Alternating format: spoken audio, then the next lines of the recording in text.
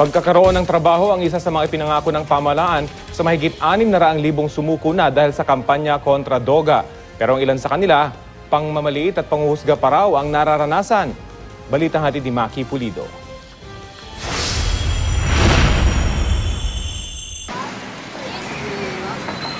Mag-iisang buwan nang naghahanap si Julie ng trabaho.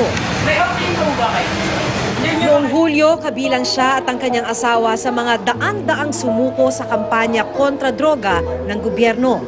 Nakumbinsi daw siya ng kanilang barangay na tuluyang talikuran ang pagiging runner ng droga, kapalit ng pangakong tulong at disenteng trabaho. Tagapin ka kaya ng maayos, porkit ganito, ganyan. Lalo malaman nila, ano yung volunteer, gano'n. Paano na lang, di ba? Lalo liliit yung paningin nila sa amin, di ba? Pero si Robert, nakabarangay at isa ring runner gaya ni Julie, hindi na nakapaghintay pa. Noong isang linggo, arestado siya sa anti-drug operation ng PIDEA sa kanilang lugar. No choice po kasi ako, wala po kasing hanap buhay. Sa ngayon, halos 600,000 drug dependents na ang sumuko sa pamahalaan. Sa pangunguna ng DILG, isang interagency task force na kinabibilangan ng DOH, DSWD, TESDA, PNP at Dangerous Drugs Board ang tumutulong sa mga voluntaryong sumuko. The job profiling, skills profiling, tapos training, assessment certification, and job facilitation. Ang TESDA facility kasi is open to all.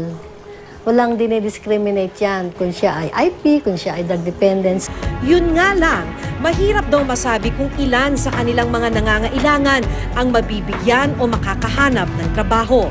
Problema raw kasi, it's the social stigma. Pero there are a lot of drug dependents na highly functional that they are very productive in society. tuloy ang nakababahala. Hindi raw malayong muling kumapit sa patalim ang mga dati ng sumuko, lalo na kung wala namang magbibigay sa kanila ng pagkakataong magbago. All the negative stereotypes could be attached to them kasi probably some of them are just victims. Si Julie unti-unti na raw nawawala ng pag-asang makakabingwit kahit na anong trabaho.